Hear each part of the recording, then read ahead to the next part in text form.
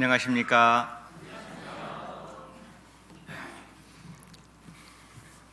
반갑습니다. 같이 기도하시겠습니다.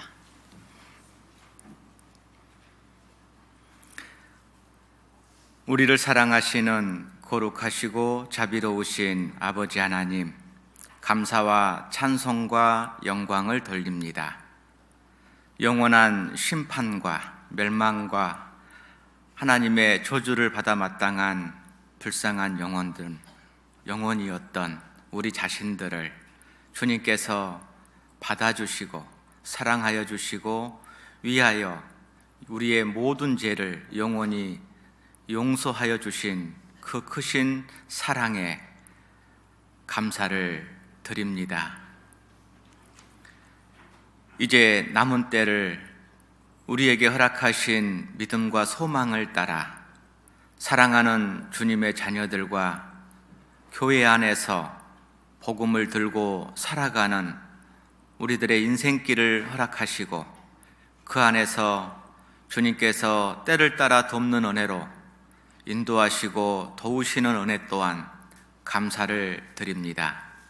오늘 또 주님의 귀하신 한날 주님을 사랑하고 주님의 사랑을 입은 우리 요습교회 형제 자매님들 한 자리에 불러 모아주시고 거룩하신 성호를 찬양하며 우리에게 주님의 말씀으로 서로 교제할 수 있는 귀한 시간을 허락해 주셨습니다. 오늘 이 시간을 축복하여 주시고 하나님의 사랑과 은혜가 우리의 영혼 속에 하나님의 충만하신 은혜로 함께 하기를 원합니다. 주님 오시는 그날까지 우리가 걸어가는 신앙의 길, 믿음의 길이 흔들림 없이 굳게 서서 바로 서서 걷는 인생으로 만들어주시고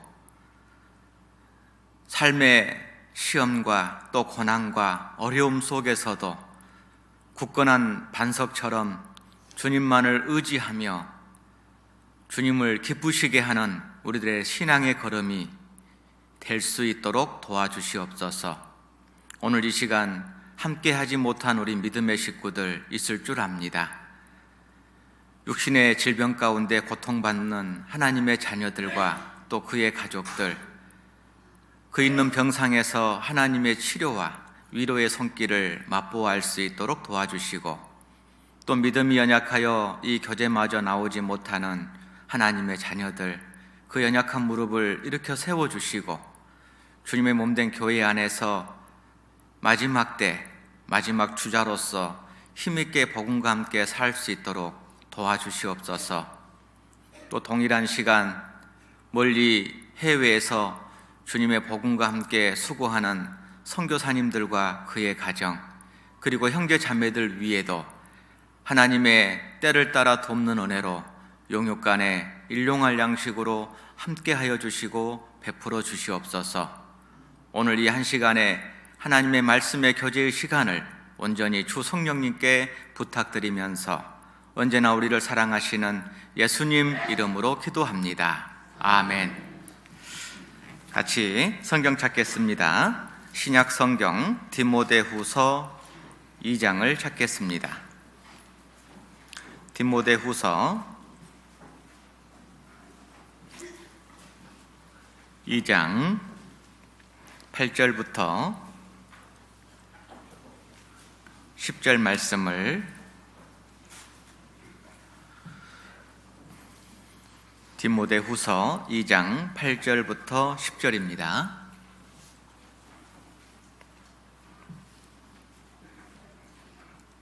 8절부터 제가 읽겠습니다.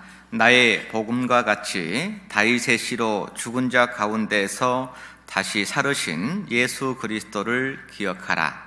복음을 인하여 내가 죄인과 같이 매이는 데까지 고난을 받았으나 하나님의 말씀은 매이지 아니하니라. 10절 같이 읽겠습니다. 그러므로 내가 택하신 자를 위하여 모든 것을 참음은 저희로도 그리스도 예수 안에 있는 구원을 영원한 영광과 함께 얻게 하려 함이로라.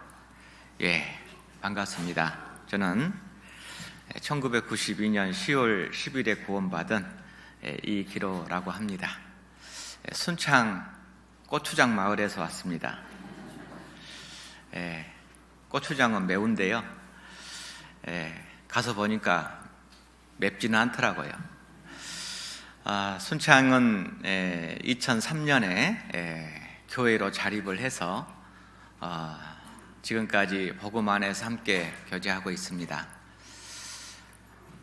순창교회는 자립을 한 것이 어떤 교회에 같이 모여서 신앙생활 하다가 자립한 교회가 아니고 여러 지역에서 가족들을 335 전도를 해서 신앙생활 하신 분들도 조금 있고, 구원을 받고 신앙생활 안 하신 분들도 있고, 흩어져 있는 분들을 다시 모아가지고 교회로 시작하게 되었습니다.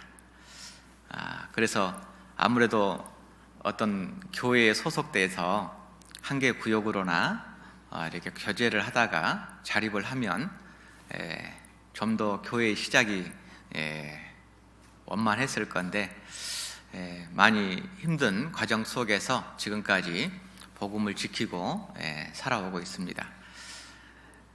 성도들은 교회 학교까지 93명입니다. 그리고 전국에서 유일하게 특징이 하나 있는데, 지역의 소규모 교회 중에서 농인 선교부가 있는 교회는 순창이 유일합니다. 2017년에 광주교회로 다니던 농인분들이 순창으로 자립을 해서 함께 교제를 하고 있습니다. 가족 중에나 주변에 농인분들이 있는 분들은 좀 아시겠지만, 얼굴은 한국 사람인데 살아가는 세상은 다른 세상입니다. 그래서 말도 안 통하죠. 들리지도 않죠. 어떻게 살겠습니까? 그래서 참 많은 기도와 또 노력을 들여야만이 그분들의 신앙을 도와줄 수가 있는데, 다행히도 통역사가 2명이나 있습니다. 그런데 통역사가 별 의미가 없습니다. 왜냐하면 농인분들 중에서도 수어를 할 수 있는 문해인이 있고, 수어를 못하는 농인을 비문해라고 합니다. 근데 저희는 9분이 계시는데 2분만 조금 할 줄 아시고 나머지는 비문해입니다. 그러면 수어도 필요가 없죠. 그러면 그냥 얼굴 보면 웃지요. 참 이런 상황을 보고 난감하네라고 하는 것 같습니다. 이분들에게 복음을 전하고, 그리고 신앙생활에 대해서 우리처럼 말씀을 전해줘야 됩니다. 구원받은 사람은 영혼의 양식을 먹어야 살 수 있지 않습니까? 그래서 이제 한 달에 한 번은 광주에서 그림으로 또 행동으로 공과를 해주시는 분이 출장을 옵니다. 나머지 3번은 대강당 한쪽에서 통역을 통해서 똑같이 성인들하고 말씀을 듣습니다. 그런데 광주에서 농인 선교부에서 오셔가지고 그러더라고요. 비문해 형제 자매들은 성인들 통역을 해줘도 앉아 있어 주는 것이지 알아듣는 게 아니다. 그래서 사실 들으면서 1시간 반 앉아 있는 것도 힘든데 들리지도 않죠. 그리고 알아듣지도 못하는데 1시간 반, 집회 때는 2시간을 앉아 있어 주는 것이 정말 더 큰 믿음이다 라고 생각을 합니다. 그런데 들리지는 않고 대화는 안 되는데요, 그래서 느낌이라는 게 엄청 발달되어 있습니다. 그래서 그분들 앞에서는 눈짓, 몸짓, 손짓, 표정 하나가 곧 언어입니다. 그래서 그분들은 듣지 못하고 말하지는 못하는데요, 누가 나를 좋아하는지, 우리를 반기는지 아니면 싫어하는지를 너무 민감합니다. 그래서 너무 쉽게 삐지기도 하고, 그래서 우리 농인선교부가 있다라는 것에 대해서 때로는 힘들기도 하지만은 때로는 하나님께 감사를 드립니다. 봉사자들이 없어서 3가지, 4가지 봉사를 하다 보니까 농인선교부 전담 봉사를 못해서 제대로 관심을 못 기울였는데요. 올해부터 힘들지만은 농인선교부 전담 봉사자들을 선임을 해서 농인들을 위해서 같이 교제하고 또 전도하기 위해서 올해부터 힘을 기울이고 있습니다. 순창 고추장만 기억하지 마시고요. 교회와 그리고 농인선교부가 있다라는 것을 함께 기억하시고 또 기도해 주셨으면 좋겠습니다. 오늘은 영광으로 가는 길이라는 주제를 가지고 몇 가지 하나님이 주시는 교훈을 생각을 해볼까 합니다. 10절을 제가 다시 읽겠습니다. 그러므로 내가 택하신 자를 위하여 모든 것을 참음은 저희로도 그리스도 예수 안에 있는 구원을 영원한 영광과 함께 얻게 하려 함이로라. 하나님께서 이 성경을 주신 목적을 2가지로 요약을 하자면 구원과 영광이다 라고 말씀하고 있습니다. 만약에 구원을 받는 것이 하나님의 뜻이고 목적이라면 이런 일이 생기겠죠. 구원을 받았으니까 나는 천국에 가니까 적당히 살아도 되겠지. 뭐 교회에 꼭 나갈 필요가 있어? 천국에서 만나면 되지. 그리고 천국에 갈 수 있는 구원을 받았으니까 이 땅에서 좀 적당히 또 양다리 걸치면서 살아도 큰 문제 없겠지. 천국은 믿음으로 간다며. 자기 합리화를 시키고 또 적당주의가 신앙 안에서 판칠 수가 있습니다. 그런데 하나님께서는 우리를 구원해 주신 목적, 그것을 분명하게 다시금 말씀하고 계십니다. 바로 영광을 위함이다. 하나님께서 우리에게 주시고자 하시는 가장 큰 2가지, 구원과 영광입니다. 그래서 창세기부터 요한계시록까지 신앙의 등장인물들을 보고 또 히브리서 11장의 믿음의 사람들의 모습을 보면 그들은 구원을 받았습니다. 그리고 함께 하나님께는 영광이요 나에게도 큰 상급을 얻기 위해서 때로는 자기가 가지고 있는 모든 것을 포기하고 고향을 떠난 사람도 있고 왕궁을 버려버린 사람도 있고 자기의 특권과 부와 권력을 다 포기하고 하나님의 백성들과 고난받기를 즐거워하고 광야에서 사는 사람도 있었습니다. 왜 그런 일이 있을 수 있습니까? 그것은 영광을 위함이다, 상급을 바라봅니다 라고 말씀하고 있습니다. 구원받은 그리스도인에게 영광이라는 것이 주어지지 않고 상급이라는 것이 없다면 신앙생활 열심히 할 이유가 사실 많이 약해지겠죠. 구원해 주신 은혜만으로도 우리가 100번이라도 죽어서 주님의 은혜를 다 갚지 못한다라고 하지만 그 구원의 은혜는 시간이 흘러가면 약해지고 희미해지고 흐려지는 것이 사실입니다. 다시금 마음을 잡으려고 해도 옛날 그 마음으로 돌아가기가 쉽지가 않습니다. 그걸 첫사랑이라고 하죠. 성경에 구원받고 주님 안에서 열심히 살았던 한 사람, 바로 사도 바울입니다. 그런데 구원받은 사람 중에 주님을 위해서 살지 못하고 바로 천국에 간 사람이 있습니다. 예수님 십자가에 죽으실 때 두 양옆에 2 강도 중에 한 강도는 구원을 받았지만 바로 그날 오늘 내가 나와 함께 낙원에 있으리라 라는 주님의 말씀처럼 천국에 갔습니다. 둘 다 천국에 갔습니다. 그러나 천국에서 누릴 영광과 상급은 분명한 차이가 있을 겁니다. 그 차이가 어디서 생겼습니까? 구원은 동일합니다. 그러나 구원받은 이후에 어떻게 살았느냐에 따라서 천국에서 누릴 영광과 상급은 다르다는 겁니다. 사도 바울은 디모데후서 4장에 보면 분명히 말씀하셨습니다. 나를 위하여 의의 면류관이 예비되었도다.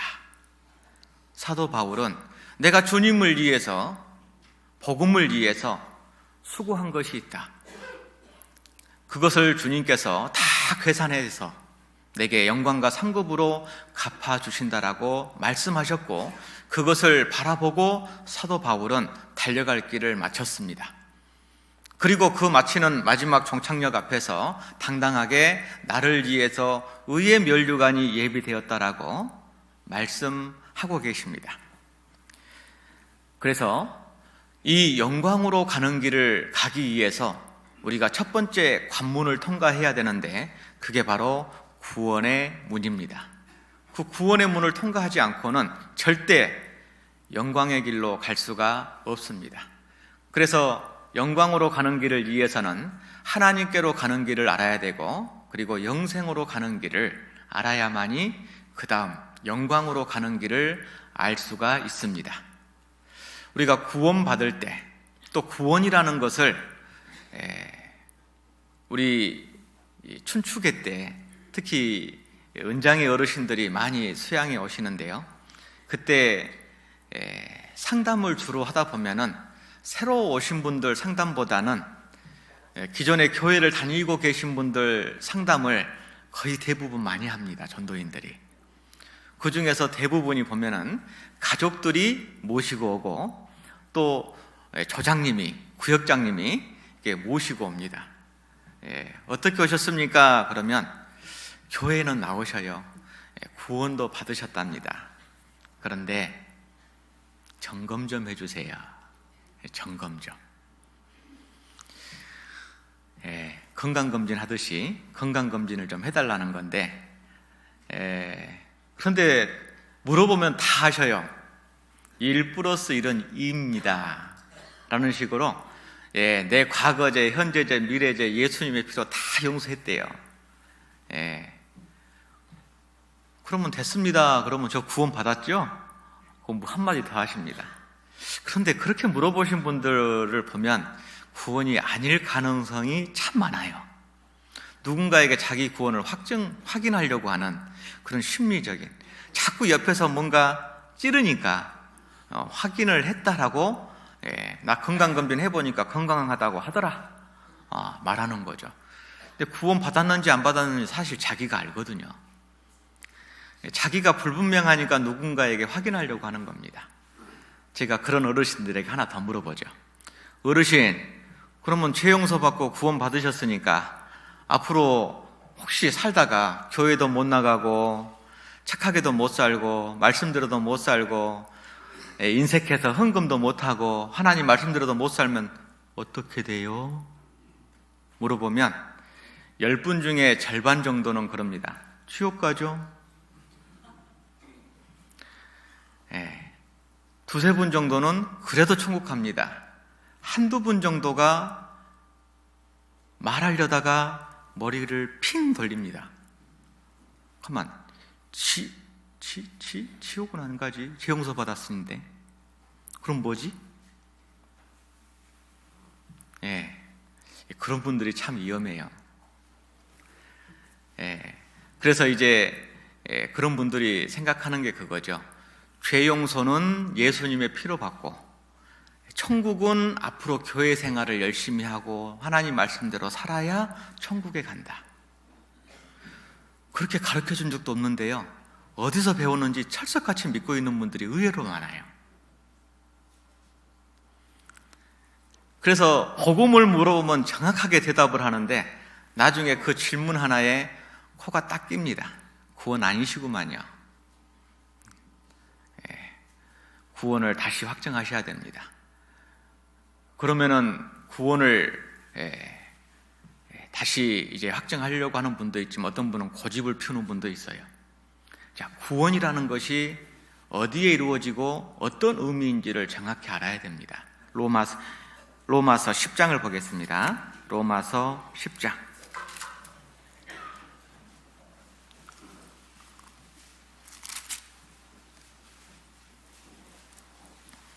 로마서 10장 9절입니다.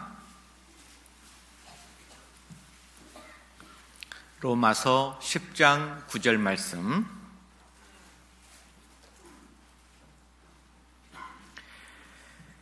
내가 만일 내 입으로 예수를 주로 시인하며 또 내 하나님께서 그를 죽은 자 가운데서 살린 것을 같이 읽겠습니다. 내 마음에 믿으면 구원을 얻으리니.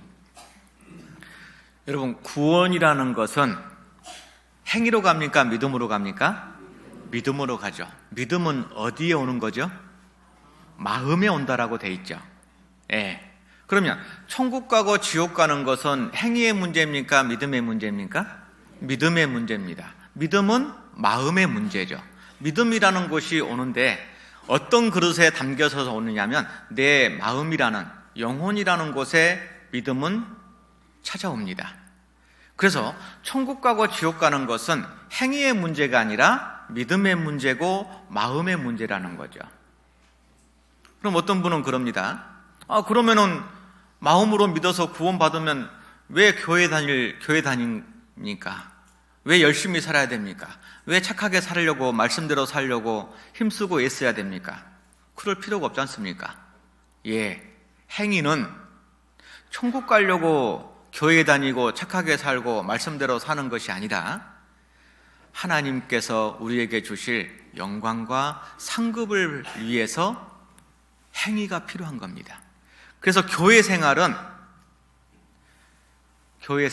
영광과 상급하고 결정됩니다.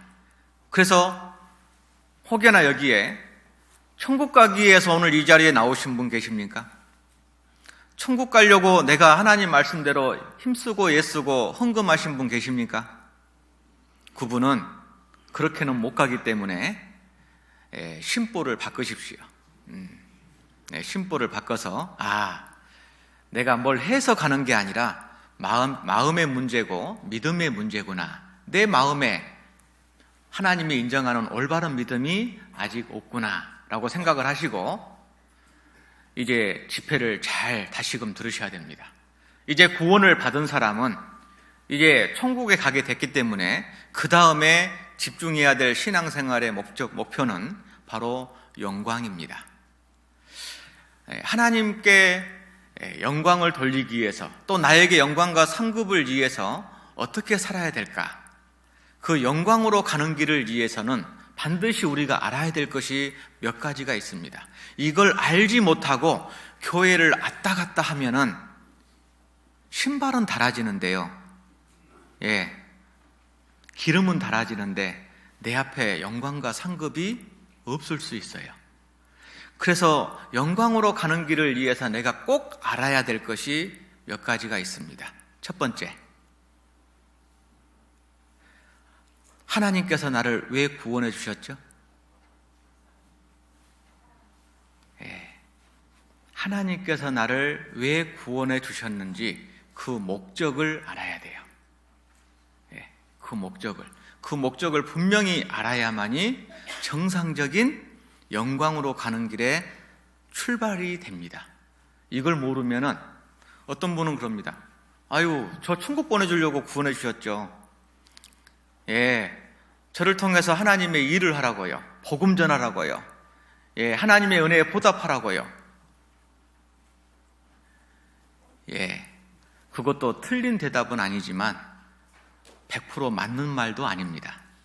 하나님께서 나를 왜 구원해 주셨을까? 어떤 분에게 이렇게 묻습니다. 왜 결혼하셨어요? 결혼하신 분에게 왜 결혼하셨어요? 왜 그 남자를 만났어요? 왜 그 여자분을 만났습니까? 두 사람은 세상에 많고 많은 남자가 많고 여자가 많은데 왜 이 사람을 만났습니까? 어떤 사람은 집이 없는데요, 둘이 합쳐가지고 집 한 칸 마련하려고요. 애가 갖고 싶은데요, 애 하나 낳으려고요. 혼자 살기 외로워서요. 밥하고 빨래하고 설거지하기 힘들어서요. 여러분, 집 하나 사는 것은 결혼 안 해도 집 살 수 있어요. 그러면 집 사면 이혼할 겁니까? 자식을 얻고 싶다면은 갓난 아이들 고아원에 가면 참 많아요. 예. 밥하고 빨래하고 설거지하는 것은 내 아내보다 가정부가 더 잘할 수 있어요. 돈만 있으면 돼요. 근데 왜 결혼하셨냐고요, 그러면. 호세아서 2장을 보겠습니다. 호세아서 2장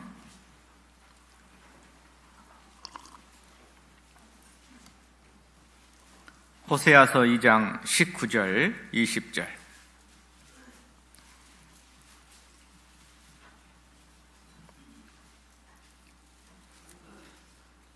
같이 읽겠습니다. 내가 내게 장가들어 영원히 살되 의와 공변됨과 은총과 긍휼히 여김으로 내게 장가들며 진실함으로 내게 장가들리니 내가 여호와를 알리라.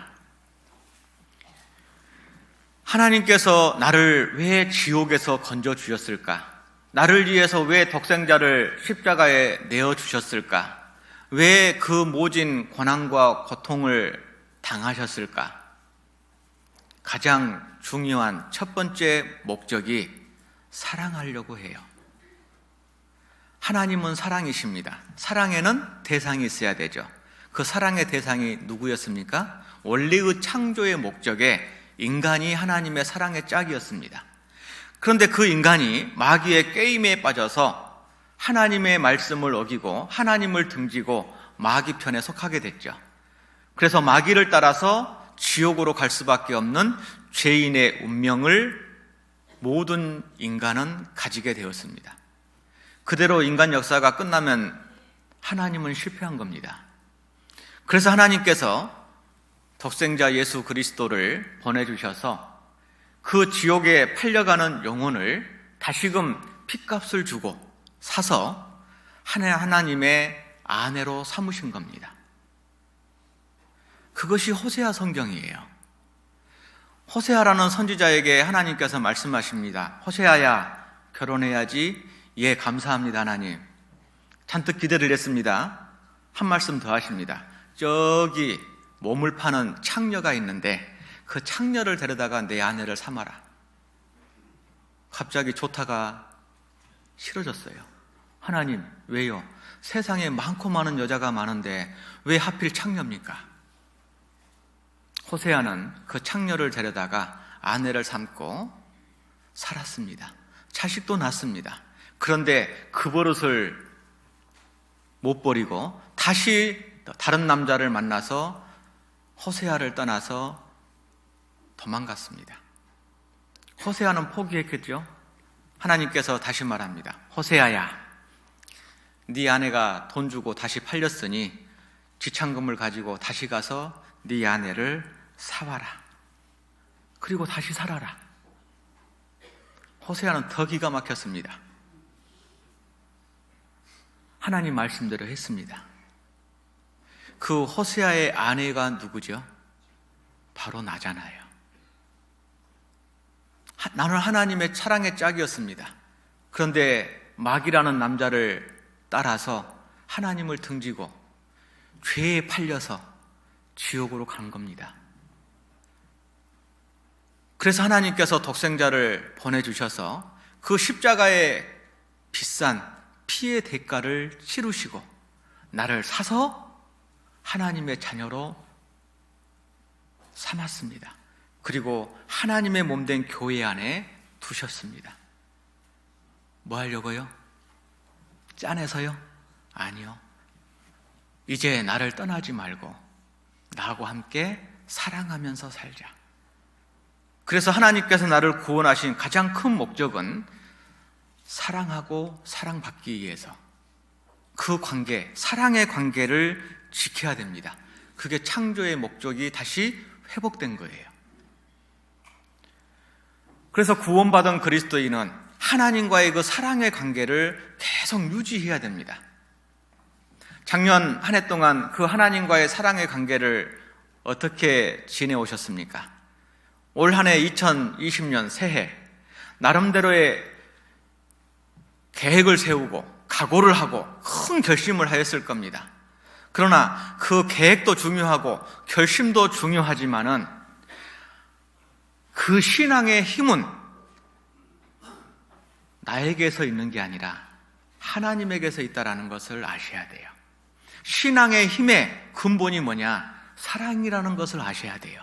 누구의 사랑입니까? 내 사랑은 미천이 너무 작아요. 베드로, 주님을 진짜 사랑했습니다. 그러나 그 베드로가 사랑한 그 사랑의 미천은 예수님을 죽으시던 전날 밤에 3번 저주하고 맹세하면서 끝나버렸습니다. 그 실패한 베드로를 요한복음 21장에 다시 주님이 찾아오셨습니다. 그리고 모닥불을 피워놓고 구운 생선을 가지고 베드로와 제자들을 초빙하고 베드로에게 묻습니다. 베드로야, 네가 이 사람들보다 나를 더 사랑하느냐? 반복해서 3번을 물었습니다. 베드로가 대답했죠. 예, 내가 주를 사랑하는 줄 주께서 아시나이다. 내가 지금까지는 다른 사람들이 너를 끌고 다녔지만 이제는 내가 원치 아니하는 곳으로 띠띠우며 살리라. 주님의 복음을 위해서 어떠한 죽음으로 주님께 영광을 돌릴 것을 주님께서 말씀하셨습니다. 그리고 사도행전 2장의 오순절 이후에 사도행전 3장부터 베드로의 이야기가 시작되는데 요한복음 21장까지 등장하는 베드로와 사도행전 3장부터 등장하는 베드로는 완전히 딴 사람이 되었습니다. 그 비겁쟁이 베드로가, 실패한 베드로가 무엇 때문에 그런 삶을 살게 되었습니까? 그 신앙의 미천이 무엇이었습니까? 요한복음 21장에 주님 앞에 사랑이었습니다. 사랑을 고백하고 그 사랑의 힘으로 베드로는 거꾸로 십자가에 못 박여 죽을 때까지 주님과 함께 동행하였습니다. 신앙의 힘은 결코 나에게서 나오는 게 아닙니다. 누가 봉사하려거든 하나님이 공급하시는 힘으로 하는 것 같이 하라. 하나님이 무슨 힘을 공급해 줍니까? 돈을 많이 줍니까? 건강을 많이 줍니까? 돈 많다고 건강하다고 주님을 사랑하고 섬깁니까? 아닙니다. 고린도전서 13장 1절부터 보면은 천사의 말을 하고 예언의 능력이 있고 자기가 가진 모든 것으로 다른 사람을 위해서 구제하고 자기 몸을 불사른 데 내어줄지라도 사랑이 없으면 뭐라고 돼 있어요? nothing, 아무것도 아니라고 돼 있어요. 아무것도 아니며 아무 유익이 없느니라. 누구에게요? 자기에게. 하나님 앞에 큰 상 받을 줄 알았는데 가서 보니 깡통이더라 그 말이에요. 왜요? 열심히 했습니다. 어느 정도 열심히 했습니까? 자기가 가지고 있는 모든 것을 가지고 구제했대요. 그럴 수 있습니까? 쉽지 않습니다. 자기 몸을 불사른 데 내어줬대요. 쉽지 않습니다. 그렇게 했는데 뭐가 빠졌습니까? 사랑이 없으면. 사랑이 없으면. 하나님은 사랑이십니다. 하나님하고 사랑을 해야 되는데 어떻게 사랑하죠? 하나님은 영이신데 그냥 사랑합니다라고 날마다 부원하면은 사랑이 됩니까? 아니라는 겁니다. 하나님은 영이셔요. 그 하나님과의 사랑의 관계를 성경에서는 이렇게 표현합니다. 요한 1서 5장.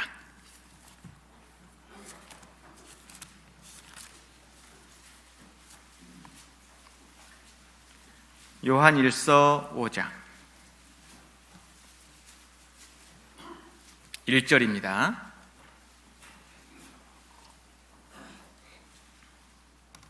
요한 1서 5장 1절 같이 읽겠습니다. 예수께서 그리스도이심을 믿는 자마다 하나님께로서 난 자니 또한 내신 이를 사랑하는 자마다 그에게서 난 자를 사랑하느니라. 예수께서 그리스도이심을 믿는 자마다 하나님께로서 난 자니 구원받았다 그 말이죠. 그러면 구원받은 사람은 그 구원의 목적인 하나님과의 사랑의 관계를 가지고 살아가는데, 그 사랑의 관계를 가지고 살아간다는 증거가 무엇으로 나타나느냐 그 말입니다. 바로 하나님께서 난 자, 하나님의 사랑과 은혜로 구원받은 하나님의 자녀들을 사랑하는 걸로 나타납니다. 보이는 형제 자매들을 사랑하지 못하는 자가 보이지 않는 바 하나님을 사랑할 수 없느니라. 없습니다. 하나님과의 사랑의 관계를 잘 유지한 사람은 보이는 좌변에 우변에 형제 자매들을 사랑합니다. 사랑하십니까? 내가 하나님과의 사랑의 관계를 유지하고 있는지를 뭘로 증명할 수 있느냐? 형제 자매들을 사랑하는 겁니다. 네, 형제 자매들은 사랑할 수가 어느 정도는 있어요. 그런데 같이 구원받아서 한 가정 안에 있는 내 아내, 내 남편, 내 부모, 내 자식, 어떠십니까? 가정이 화목하십니까? 아침에 나오실 때 또 한바탕 하셨습니까? 가장 가까이 있는 혈연이라는 관계 속에서 주님의 사랑이 더해진 그 가정에 결코 가족이라가 해봐야 5손가락 안에 드는 그 가족을 사랑하지 못하고 이해하지 못하고 용서하지 못하고 내가 품을 수 없는데, 안에서 새는 바가지 밖에서도 샌다. 내 가족을 먼저 사랑할 수 있어야 돼요. 내 가족을, 내 자녀를, 내 부모를, 내 아내를, 내 남편을 이해하고 용서하고 사랑을 덮어줄 수 있어야 돼요. 그것이 하나님과의 관계의 가장 중요한 겁니다. 하나님을 어떻게 사랑하실랍니까? 하나님을 어떻게 섬기겠습니까? 하나님과 교회와 복음을 위해서 2020년 한번 힘차게 살아보겠습니다. 어떻게 사시겠습니까? 자동차가 가려면 기름이 있어야 되고, 핸드폰이 사용되려면 충전을 해야 됩니다. 열심히 하는 것이 중요한 게 아니고 무엇을 어떻게 하겠냐 그 말입니다. 가장 중요한 하나님의 사랑의 미천이 있어야 됩니다. 하나님은 사랑이셔요. 하나님과 동행하는 사람은 하나님의 사랑을 배웁니다. 도둑놈하고 동행하면 도둑질 배워요. 사기꾼 가까이 하면 사기치는 거 배웁니다. 그러면 하나님과 사랑의 관계를 유지한 사람은 생활 속에서 구원받은 신앙의 연수가 더할수록 뭘 배울까요? 미움, 시기, 질투를 배울까요? 사랑을 배우죠. 구원받은 지 5년이 지나고 10년이 지나고 20년이 지났습니다. 하나님의 사랑의 넓이와 길이와 깊이와 높이가 어떠함을 깨달아. 신앙이 그거잖아요. 신앙생활이 하나님의 사랑의 넓이와 길이와 높이와 깊이를 깨달아가는 게 신앙생활입니다. 근데 구원받은 연수는 더해지는데 내 마음은 사랑이 식어지고 있다. 사랑이 나타나지 않는다. 뭔가 문제가 있는 거죠. 하나님과 정상적인 동행이 이루어지지 않는 겁니다. 뭔가 문제가 생겨 있어요. 그래서 나를 왜 구원해 주셨는가, 그 중요한 목적이 정확하게 내 마음에 새겨지지 않으면 영광으로 가는 걸음을 걸 수가 없습니다. 해는 바뀌고 달은 바뀌고 날은 바뀌지만은 내 마음과 삶은 안 바뀌어요. 왜요? 중요한 것을 잃어버렸기 때문에 그럽니다. 부부가 처음 만났을 때는 너무너무 사랑했죠. 그런데 살다 보면은 왜 싸웁니까? 왜 다툽니까? 때로는 왜 등을 돌리죠? 연애할 때 있죠. 연애할 때는요, 다 천사예요. 세상에 이런 남자 없어. 세상에 이런 여자가 없어요. 그런데 결혼하고 나서 조금 시간 지나면 딴 모습이 보이죠. 그게 정상입니다. 그게 정상이에요. 사람은요, 부모에게서 배운 것이 있고요, 성장 과정에서 익숙해진 언어가 있습니다. 그걸 모국어라고 합니다. 모국어. 그런데 연애할 때는요, 그 모국어를 숨겨요. 그리고 꾸미죠. 상냥한 말로, 달콤한 말로, 온갖 좋은 건 다 해줍니다. 예, 말도 꾸미고 표정도 꾸미고 행동도 꾸며요. 결혼할 때는 태워다 줬는데 결혼하고 나서는 버스 타고 가 그럽니다. 예, 바뀌어요. 그게 왜 그러냐면 원래 없던 게 나온 게 아니라 원래 있었는데 숨겨진 거예요. 꾸며진 거예요. 그러니까 이제 딱 내 아내가 되고 내 남편이 됐다라는 걸 확신이 딱 드니까 그때부터는 내 부모에게서 배운 행동, 말, 내가 성장 과정에서 배웠던 것, 습관이 그대로 툭툭 나오는 겁니다. 거기서 제가 두 가지 생각을 해봤습니다. 그러면 연애하는 마음으로 결혼 생활을 하게 되면 정말 행복한 스위트홈이 될 건데, 그러죠? 우리가 집에서는요, 툭툭하던 사람이 교회에 와서 어떤 형제님 만나고 자매님 만나면 갑자기 말투가 상냥하게 바뀌죠. 자매님 그러셨어요. 형제님 그러시네요. 근데 집에 오면은 왜 그래? 그렇게 바뀌거든요. 그러니까 내 마음에서요, 회사에서 사장님을 대하듯 회사에서 미스김을 대하듯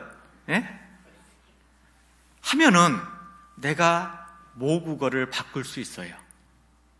내 습관을 바꿀 수가 있어요. 그런데 마음을 풀어버려요. 그러니까 항상 죄송합니다, 그 모양이에요. 안 바뀌는 겁니다. 안 바뀌는 겁니다. 말투 하나 바꾸기가 그렇게 힘들어요. 행동 하나 바꾸기가 그렇게 힘들어요.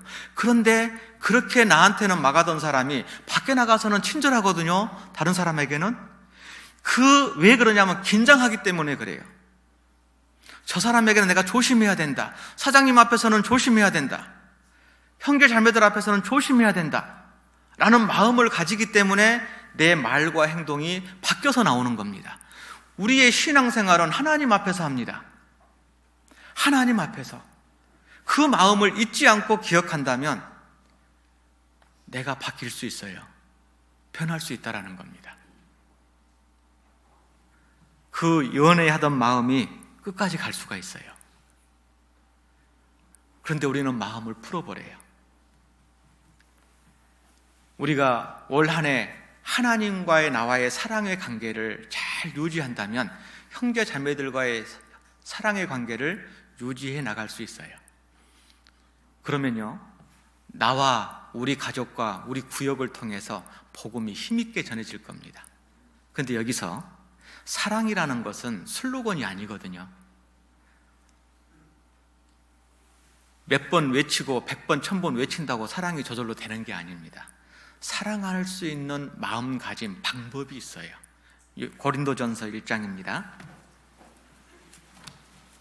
고린도전서 1장 8절, 9절.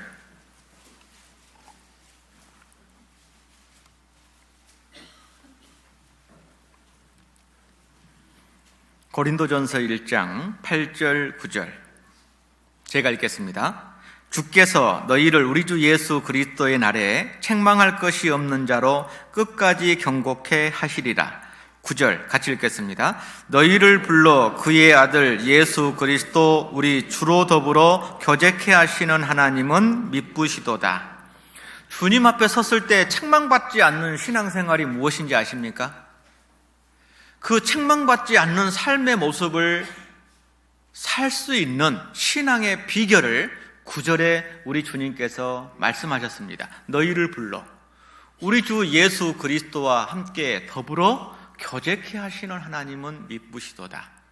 이걸 깨달으면 돼요.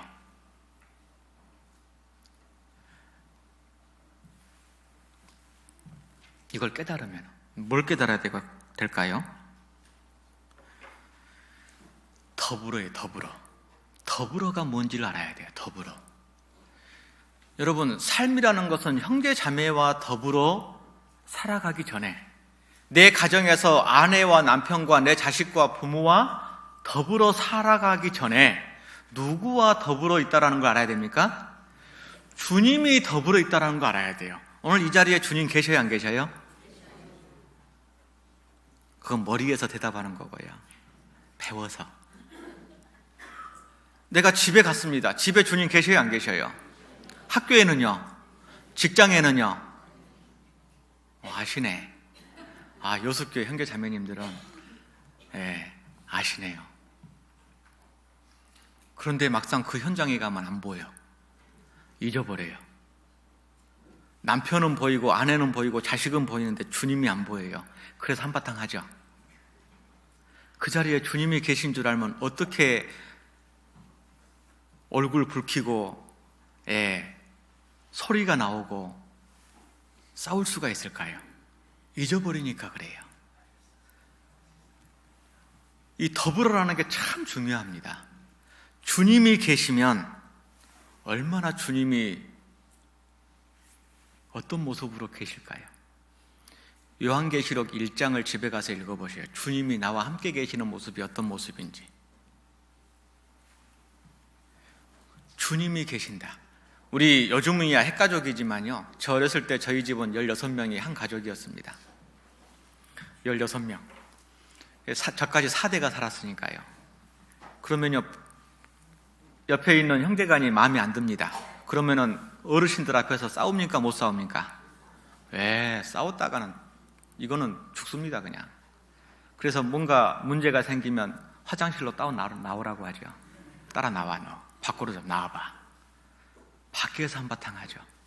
그럴지언정 어른 앞에서는 조심합니다. 밥 먹을 때도 젓가락 소리, 밥그릇 긁는 숟가락 소리도 못 내고 정말 조심조심 밥을 먹죠. 그게 어른 앞에서죠. 우리 주님이 계신다. 그것을 정말 우리가 깨달을 수 있다면요, 인식할 수 있다면 우리의 말과 행동은 달라집니다. 그것이 경건에 이르도록 연습하는 거거든요.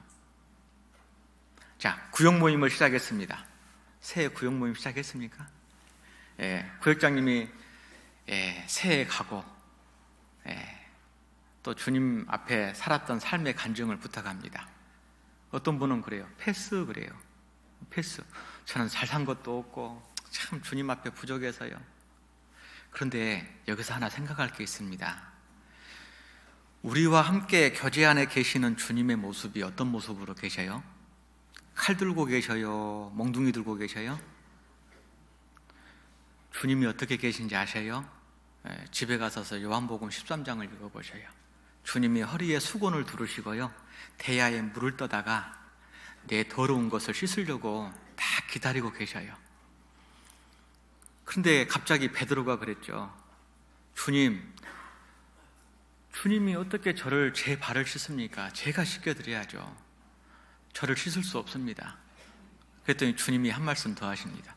내가 너를 씻기지 않으면 나와 내가 상관이 없느니라. 정말 무서운 말씀입니다. 여러분, 모임 안에서 주님이 어떻게 계십니까? 그렇게 생각하십시오. 허리에 수건을 두르시고 대야에 물을 떠서. 그때 베드로가 그럽니다. 그러면 주님, 저 주님하고 진하게 상관 있게 목욕시켜 주십시오. 온몸을 씻어 주십시오. 이놈아, 목욕한 자에게는 손과 발밖에 씻을 것이 없느니라. 구원받은 사람에게는 세상에서 묻어있는 더러운 죄가 있어요. 그것을 손발로 늘 매일 씻는 겁니다. 오늘 잘 씻고 오셨네요. 대부분 아름다우신 거 보니까. 우리의 몸도 매일 씻겨주기 때문에 이렇게 요 정도는 그래도 보강이 되고 있는 겁니다. 우리의 몸도 씻기기 때문에 깨끗함을 유지합니다. 안 그러면 병 걸리죠. 그런데 내 영혼은 어떻게 씻죠? 내 영혼은, 하나님의 형상을 닮은 내 영혼은 어떻게 씻냐고요. 그래서 주님께서 모이기를 힘쓰라고 하는 겁니다. 그 모임 안에 있거든요. 그런데 주님께서 씻어주려고 딱 물 발 앞에 대고 있는데 갑자기 패스 그래요. 뭡니까? 주님, 제 발을 못 씻습니다. 그런 거예요. 그러면 주님이 그럴 겁니다. 오늘 너와 내가 상관이 없다. 그분은요, 구역 모임을 왔다 가도 아무 은혜가 없어요. 마음에 감동이 없어요. 왔다 가도 감동이 없으니까 몇 번 가보고, 에이, 가도 뭐 재미도 없던데. 다른 사람은 막 좋다고 하는데 나는 그런 게 없어. 나중에 안 갑니다. 뭔가 병이 걸린 거예요. 주님은 깨끗한 발을 씻어주려고 하는 게 아니라 더러운 발을 씻겨주려고 발을 내밀라고 하는 겁니다. 그러면 나는 발만 내밀면 돼요. 주님, 구역장님과 조장님은 내 마음속을 몰라도 내 마음에 더럽고 악하고 추한 것 있는 거 주님은 아시잖아요. 그건 내놓으라는 건데 안 내놔요. 패스합니다. 여러분, 아파서 병원 갑니다. 의사 선생님이 어디 건강해서 왔습니까? 물어봅니까? 어디 아프셔서 왔었습니까? 물어봅니까? 아픈 곳을 물어보죠. 그러면은 아픈 곳 다 말하죠. 예수님도 우리의 모임 속에서 네가 어디에 병 걸려 있고 어떤 것이 힘들고 어떤 상처가 있는지를 물으시는 겁니다. 의사가 그러죠. 그러면 검진 받으게 가슴 좀 올려보십시오. 배 좀 올려보십시오. 주사 맞아야 되겠네요. 그러면 모르는 사람 앞에서 엉덩이까지 까잖아요. 나으려고. 창피한지도 모르고 어디서 엉덩이를 까요. 그런데 주님 앞에서는요, 아이고, 사람들 앞에서 이 부끄러운 얘기하면 창피하지. 숨깁니다. 예수님이 병원 의사만 또 못합니까? 주사 놔주는 간호사만 또 못합니까? 아닙니다. 우리 모임 속에 주님이 어떻게 계신지를 알아야 돼요. 그것이 주님의 사랑을 받고 주님을 사랑할 수 있는 첫걸음입니다. 올 한 해에 형제 자매들 모임 속에 가십시오. 그리고 그 모임 속에서 진솔한 간증을 하십시오. 주님, 지 연약하고 부족한 자 같습니다. 일주일 동안, 지난 2주 동안, 한 달 동안 저 어떻게 산지 아시잖아요. 예, 주님은 다 아십니다. 여러분들의 죽음 앞까지 주님 앞에 어떻게 살 것, 어떻게 주님을 근심되게 하고 슬프시게 할 것도 다 아셔요. 중요한 것은 그것을 주님 앞에 고백하느냐예요. 그 주님 앞에 내 모습을 고백할 때 주님께서 어떻게 하실까요? 그 사랑의 손길로 나를 어루만져 주십니다. 사람이 만일 죄 없다 하면 이는 거짓말하는 자요, 너희가 너희 죄를 자백하면 저는 미쁘시고 의로우사 너희 죄를 사하시며 모든 불의에서 너희를 깨끗하게 하실 것이요. 아이고, 저는요 지난달에도 그렇게 살고요, 이번 달에도 그렇게 살았어요. 맨날 똑같이 잘못 사는데요, 그걸 맨날 간증하라고요. 예, 하십시오. 똑같이 매달 실수하고 반복된 것 같지만 그것을 하나님 앞에 고백하고 자백할 때 놀라운 것은 시간 속에서 주님께서 그걸 이길 수 있는 힘을 주셔요. 그걸 믿으셔야 돼요. 자백하면 미쁘시고 의로우사 너희의 모든 불의에서 깨끗하게 하실 것이요 라는 그 말씀을, 요한일서 1장 9절 말씀을 믿으셔야 돼요. 믿고 간증하십시오. 그러면 주님께서 그 사랑의 관계를 유지시켜 줍니다. 그것이 사랑의 관계를 유지할 수 있는 겁니다. 사랑하는 사람에게는요, 자기 속에 있는 거 다 얘기해요. 모르는 사람에게는 안 해요. 형제 자매들 사랑이 내 속에 있는 거짓된 것, 악하고 추한 것까지 말할 수 있는, 그것이 진정한 형제 자매 사랑이라는 것을 주님은 우리에게, 그것을 실천할 때 주님 앞에 섰을 때 책망받을 것이 없을 것이다 라고 말씀하십니다. 자, 영광으로 가기 위한 길을 위해서 두 번째 우리가 알아야 될 것이 있습니다. 교회가 뭐죠? 교회가 뭡니까? 복음 전하는 곳입니까? 봉사하는 곳입니까? 전도 집회하는 곳입니까? 교회가 헌금하는 곳일까요? 교회의 기능은 여러 가지가 있습니다. 그러나 교회에 가장 중요한 역할이 있어요. 에베소서 5장입니다.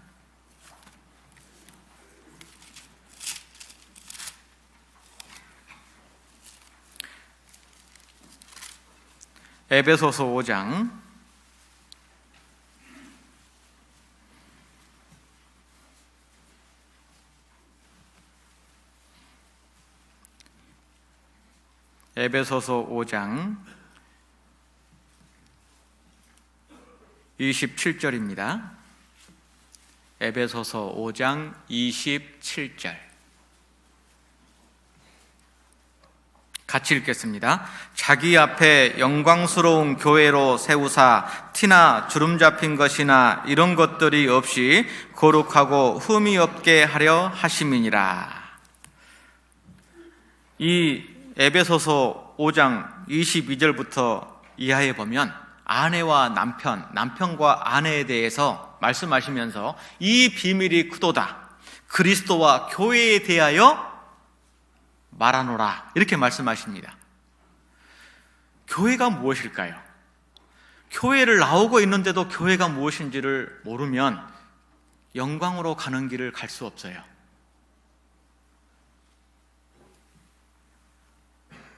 교회는 형제 자매들의 구원받은 신앙을 양육하는 곳이기도 하고, 또 전도를 할 수 있는 곳이기도 하고, 신앙을 보호받기도 하는 곳이기도 하지만 그 기능들보다 훨씬 중요한 기능이 있어요. 남편과 아내를, 남자가 그 부모를 떠나 그 아내와 한 몸이 될지니, 남편이 부모를 떠나서 아내를 만났는데 두 사람인데 몇 몸이라고 말합니까? 한 몸이라고 말합니다. 한 몸. 여러분, 여기 몸이 있습니다. 다 각자의 몸이 있습니다. 이 몸이 몇 몸입니까? 한 몸입니다. 왜 한 몸이죠? 뭘 한 몸이라고 합니까? 남자 여자 두 사람인데 왜 한 몸이라고 해요? 한 몸이라는 뜻이 뭐죠? 왜 한 몸이라고 할까? 한 몸, 하나의 몸이 하나다, 그 말이에요. 생명입니다. 생명. 생명은 쪼갤 수가 없는 거예요. 나누어질 수가 없는 겁니다. 그래서 한 몸이라고 하는 겁니다. 부부가 왜 한 몸입니까? 쪼개고 나눌 수가 없다는 겁니다. 교회가 왜 이렇게 많은 수백 명의 형제 자매들이 있는데 왜 한 몸이라고 합니까? 형제 자매들은 쪼갤 수 없고 나눌 수가 없는 거예요.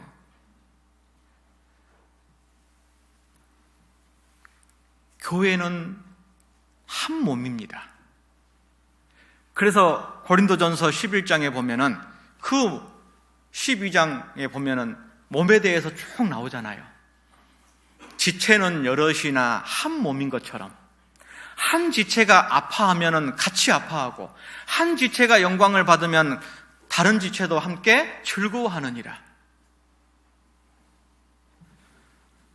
여러분, 그 교회가 무엇인지를 깨달아져야 영광으로 가는 길을 갈 수 있어요. 그걸 모르면은 조금만 교회 안에서, 모임 안에서 어떤 문제가 있으면 너무 쉽게 교회를 떠나버립니다. 너무 쉽게 형제 자매들을 등져버려요. 왜요? 가정의 소중함을 모르는 자녀는 조금만 불편하면 가출해버리려고 하는 것처럼, 집을 언제든지 떠나려고 마음먹는 것처럼, 이 영적인 가정, 교회의 소중함을 모르는 사람은 언제든지 문제만 생기면 떠날 수 있다라는 틈을 만들어 놓으면 신앙생활이 정상적으로 안 됩니다. 여러분, 몸이라는 것은 한 몸인데 이것이에요.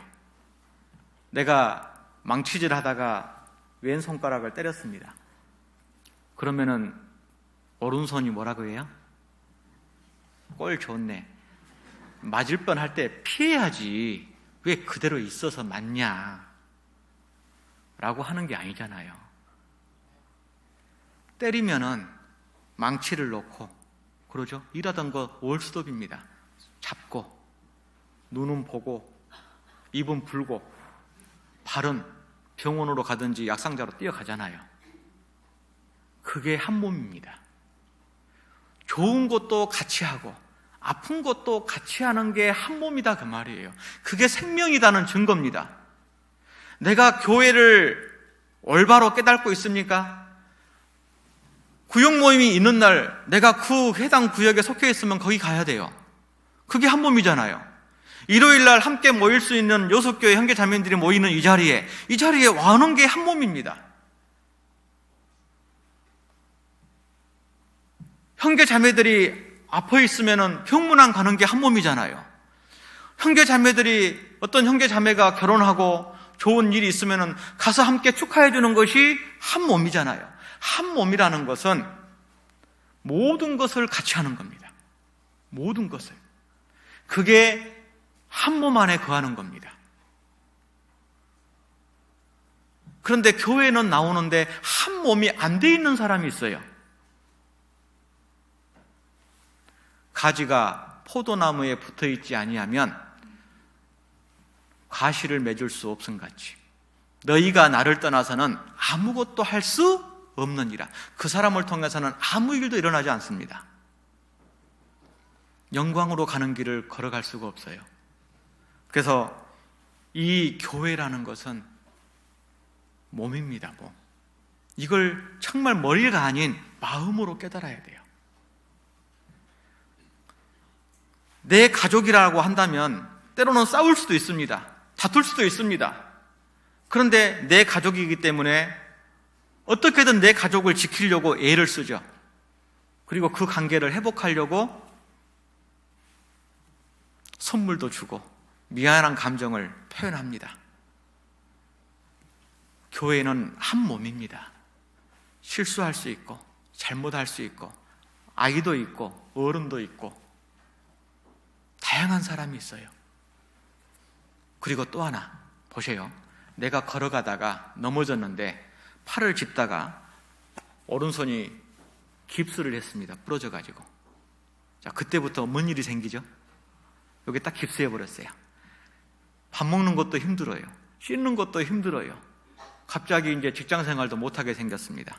그러면은 요거 잘라버립니까?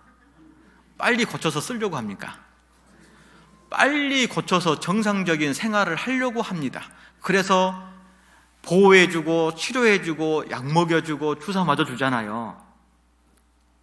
보세요. 내 많은 몸 중에서 손가락 하나만 부러져도요 정상적인 몸의 활동이 그때부터 안 됩니다. 그러죠? 모든 게 불편해요. 생활하는 것이. 맞습니다. 우리 구역에, 우리 교구에, 우리 교회에 연약하고 정상적인 신앙생활을 하지 않는 형제 자매님들이 많으면 많을수록 구역은 힘이 없어져요. 교회도 힘이 없어져요. 왜? 불편하거든요. 불편해요. 그러니까 어떻게 합니까? 잘라버립니까? 아니라니까요. 빨리 약 먹여주고 치료해가지고 건강하게 다시 회복이 돼야 돼. 그러면 이 몸이 정상적인 활동이 되는 겁니다. 결국은 연약한 형제 자매들의 신앙과 내 신앙은 연결되어 있는 거예요. 천천히 와, 나 먼저 갈게. 그게 아닙니다. 그것은요, 손가락 하나가 잘났다고 쑥 길어지는 거하고 똑같아요. 그것은 정상적인 건강한 몸이 아니고 지체장애자입니다. 이거는. 교회는 몸이라니까요. 같이 성장을 해야 돼요. 같이. 그래서 연약한 형제 자매들을 돌아봐주고 그 형제 자매들의 신앙을 세워줘야 내가 세워지고 우리 구역이 세워지고 우리 교회가 세워집니다. 그래야 힘있게 일할 수가 있어요. 그게 한 몸이라는 뜻입니다. 한 몸. 그것이 하나님께서 교회를 주신 가장 중요한 목적이에요. 그 안에 있다 보니까 양육도 받는 것이고 그 안에 있다 보니까 협력해서 전도도 되는 것이고 그 안에 있다 보니까 신앙도 보호받는 것이고 제일 먼저는 붙어 있어야 돼요. 죽으나 사나 함께 해야 됩니다. 그리고 약한 자들을 돌아봐주고 신앙을 세워주는 그 역할이 영광으로 가는 길을 위한 가장 중요한 두 번째, 교회가 무엇이냐를 아는 겁니다. 또 하나, 우리가 구원을 받고 나서요, 제일 먼저 배워야 할 것이 있어요. 배워야 할 것. 히브리서 5장을 보겠습니다. 히브리서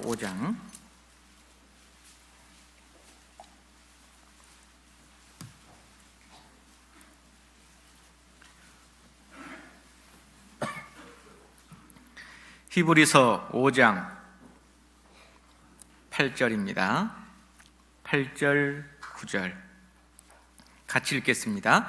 그가 아들이시라도 받으신 고난으로 순종함을 배워서 온전하게 되었은즉 자기를 순종하는 모든 자에게 영원한 구원의 근원이 되시고, 예수님이 구원을 완성하시고 다 이루었다라고 하실 수 있는 가장 중요한 조건이 뭐였냐면 순종함을 배웠다라고 되어 있습니다. 예수님이 십자가에 죽으시기 전날 밤 겟세마네 동산에서 가장 힘든 시기를 넘기셨죠. 이 잔을 내게서 지나가게 하옵소서. 그건 불순종입니다. 순종이 뭡니까? 내 원대로 마옵시고 아버지의 원대로 되기를 원합니다. 이게 순종이잖아요. 그 십자가의 고난을 알기 때문에, 고통을 알기 때문에 다른 방법이 없습니까? 이 방법밖에 없습니까? 이 지옥 갈 수밖에 없는 영혼들을 천국 갈 수 있는 방법이 이 방법밖에 없습니까? 하나님이 오냐? 그 방법밖에 없다. 예, 그러면 그 길을 가겠습니다. 그 순종함을 통해서 저와 여러분이 구원받을 수 있었다는 거 아십니까? 사랑하는 내 가족, 내 이웃, 내가 전도하고자 하는 많은 사람들이 나를 통해서 구원을 받으려면요, 내가 하나님과 교회 앞에 순종해야 돼요. 그 순종을 배워야 돼요. 그 순종을 배우지 못하면 다 잘하고도 꽝이 될 수 있어요. 여러분, 100에서 1을 빼면 뭐가 되죠? 99가 아니에요. 신앙에서는 0이 됩니다. 0. 100에서 1자 빼버렸는데 0 2개밖에 안 남잖아요. 0이 아무리 많은들 무슨 의미가 있겠습니까? 신앙에서 순종이라는 걸 빼면 안 남아요. 구원 받았습니다. 구원 받을 때 뭘로 받죠? 그 하나님의 말씀 앞에 다 이루었다. 누구든지 이를 믿는 자는 멸망치 않고 영생을 얻을 것이요. 예, 그 말씀을 믿을 때, 순종할 때 구원 받았잖아요. 너희는 내가 일러준 말로 이미 깨끗하다 했으니 내 안에 거하라. 예, 거하겠습니다. 용서해라. 예, 사랑해라. 예. 여러분, 신앙생활은 순종을 빼면은 안 남아요. 한 집안에 한 여자가 시집 왔습니다. 그런데 빨래도 못하고 밥도 못하고 설거지도 못하고 살림을 못 배웠어요. 네. 그런데 딱 하나 잘한 것은 시부모와 남편의 말에 순종해요. 뭔 말하면 무조건 예요. 일은 못해도. 그러면 동네에 뭐라고 소문나요? 저 집에 복덩어리 들었다게요. 복덩어리 들었다고 합니다. 그런데 한 집에 똑같은 한 여자가 시집 왔는데 밥도 잘하고 빨래도 잘하고 설거지도 잘하고 일도 잘하고 농사도 잘 짓고 그런데 시부모와 남편이 말하면은 말끝마다 대들어. 그러면 동네에 뭐라고 소문나요? 저 집안에 콩 들어왔네, 가루 되겠네. 그 집안 가루 된다고 그래요. 여러분, 회사에서 신입사원을 채용할 때 능력 있는 사람을 사장에게 대드는 사람을 채용하시렵니까? 순종하는 사람 채용하시렵니까? 여러분이 사장이라면. 여러분, 일 못하는 것은 배우고 가르치면 돼요. 배우고 가르치는 것은 순종하는 사람에게는 얼마든지 가능합니다. 그런데 자기가 능력 있고 조금 잘 배우고 안다라고 해가지고 교만하잖아요. 그 사람은 더 가르쳐주고 싶어도 못 배워요. 왜? 자기가 잘한다고 생각하니까. 그 사람은 당장은 회사에서 쓸모가 있지만 장기적으로는 그 사람은 언젠가는 내보내야 될 사람입니다. 말끝마다 사장에게 대드는데 어떻게 같이 데리고 있습니까? 세상에서도 직원을 뽑을 때 그러한데 하나님의 몸된 교회 안에서 주님이 쓰시는 사람은 능력 있는 사람이 아니에요. 왜? 능력은 하나님께 있거든요. 심는 자에게는 씨와 먹을 음식을 주신다고 되어 있잖아요. 양식을. 네, 아무것도 모르는데 봉사의 자리를 딱 앉으면요, 하나님께서 그 봉사의 자리에서 그 역할을 할 수 있게끔 주셔요. 단 순종해야 됩니다. 순종해야 돼요. 그러면 돼요. 그래서 교회 안에서 가장 잘 배워야 될 것이 순종입니다. 아이가 태어나면은 영어 수학을 배울 것이 아니라 먼저 순종하는 걸 배워야 돼요. 부모 말씀에 순종하는 걸 배워야 돼요.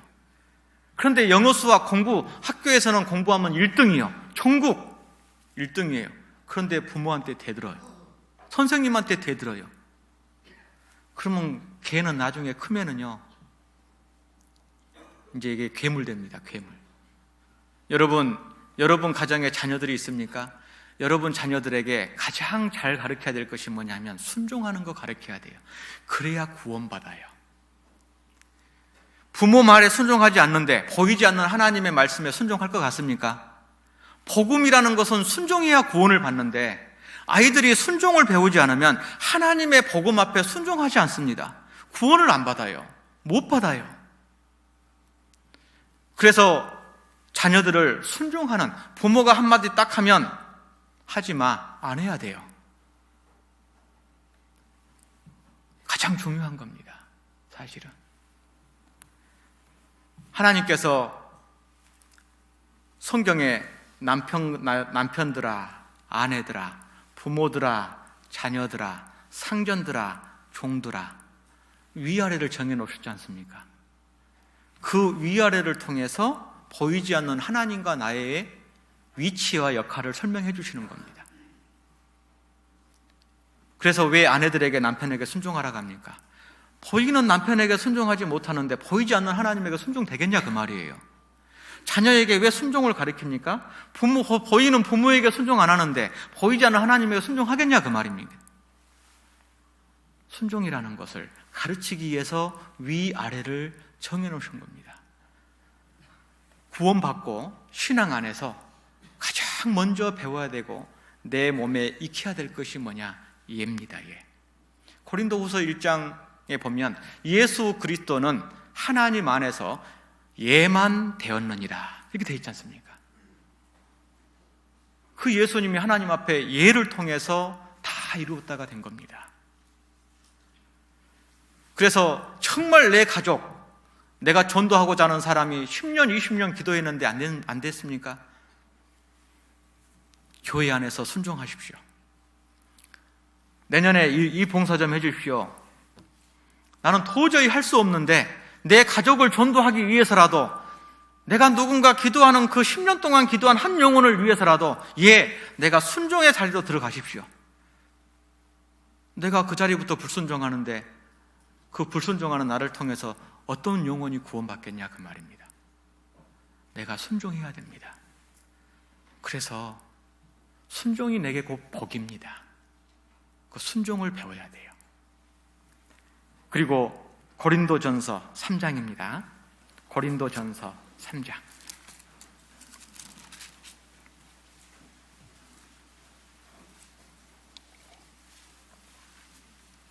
고린도전서 3장 1절입니다.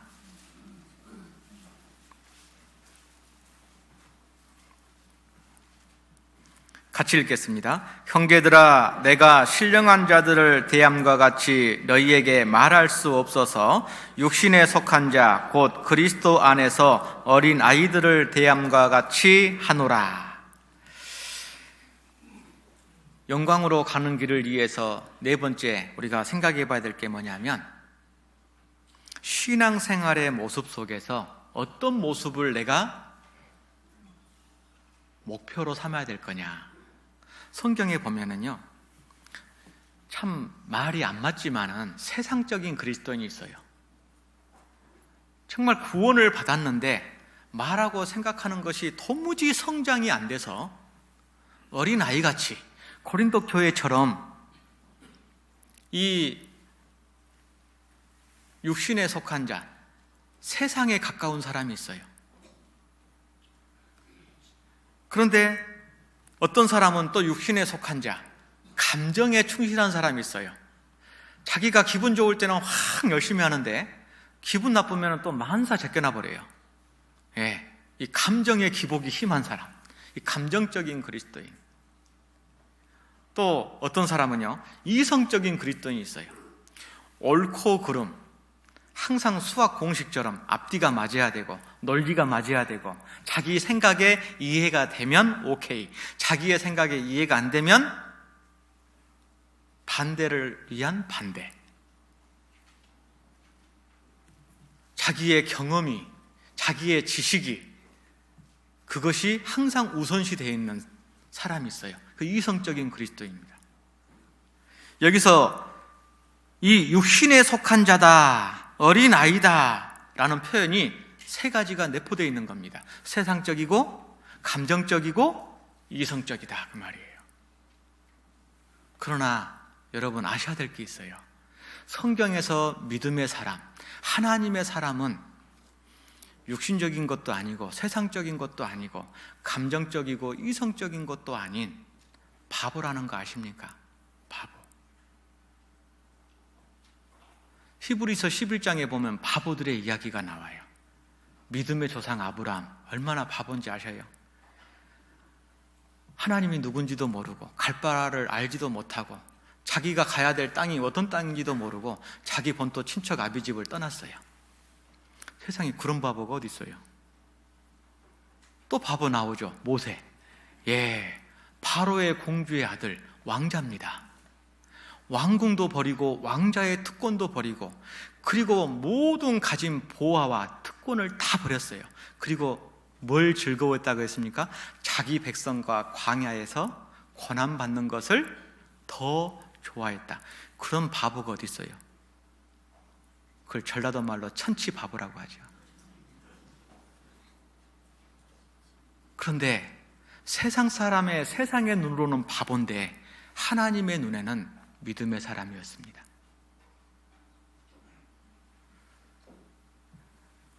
사람 앞에서는 똑똑한데 하나님 앞에서는 어리석은 사람이 있어요. 어리석은 자는 그 마음에 이르기를 하나님이 없다도다. 그런데 사람 보기에는 어리석고 나약한 것 같은데 하나님 볼 때는 믿음에 강한 자가 있는 겁니다. 이 잠언 30장, 31장 보면은요, 약하되 강한 것이 있죠.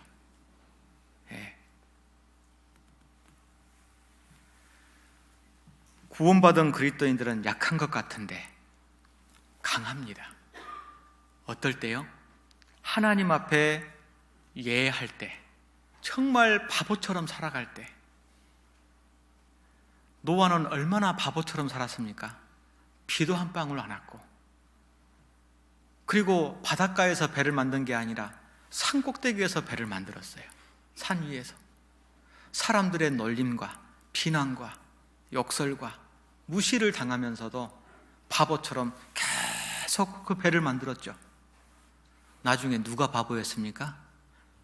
노아와 8 식구 외에 다 바보였어요. 진짜 바보가 따로 있는 거예요. 예수님 당시에 창기와 세리들이 너희들보다 먼저 천국에 들어가리라. 그때 당시에 세리와 창기는 종교가들에게, 유대인들에게 죄인에 취급당했습니다. 무시하고 멸시당했습니다. 그러나 진짜 누가 바보였죠? 사무엘하 23장을 보겠습니다. 사무엘하 23장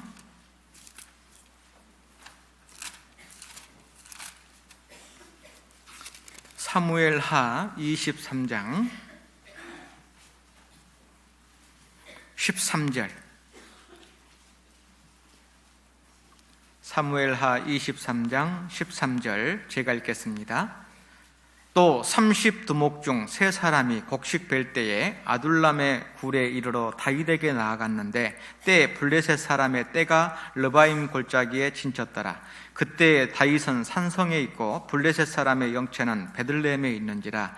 다윗이 사모하여 가로되 베들레헴 성문 곁 우물물을 누가 나로 마시게 할꼬 하매 세 용사가 블레셋 사람의 군대를 충돌하고 지나가서 베들레헴 성문 곁 우물물을 길어가지고 다윗에게로 왔으나 다윗이 마시기를 기뻐 아니하고 그 물을 여호와께 부어드리며.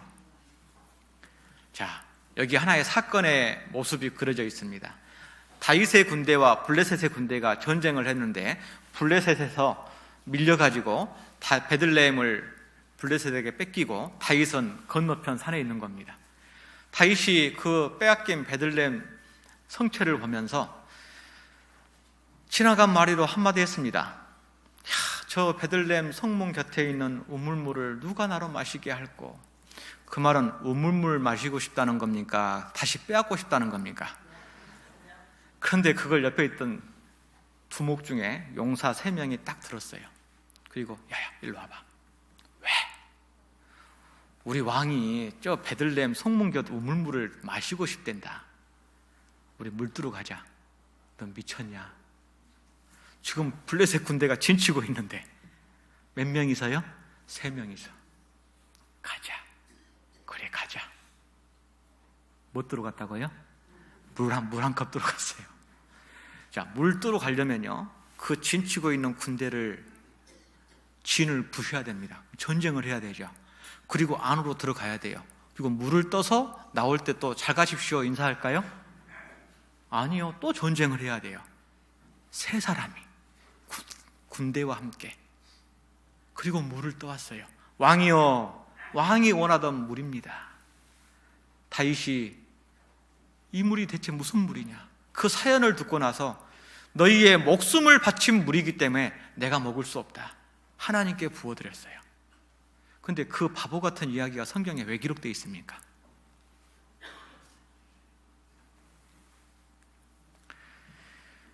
자기의 이성과 상식과 논리로 사는 게 아니라 하나님의 말씀에 이렇다 하면 예 라고 순종하는 것, 그것이 곧 하나님이 원하시는 신앙의 모습이다, 그 말입니다.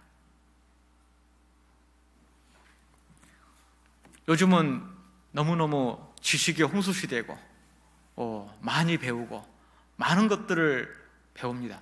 요즘 모르는 거 있으면 그냥 지식인한테 물어보면 돼요. 그럼 딱 나오잖아요. 그래서 일명 나 똑똑이 너무 많아요. 예, 모르는 것이 없어. 건강 얘기하면은 다 한마디씩 하죠. 예, 뭔 얘기하면 너만 하냐 나도 한다 다 한마디씩 해요. 아는 게 너무 많아요. 네, 그러나 순종이 제사보다 낫다.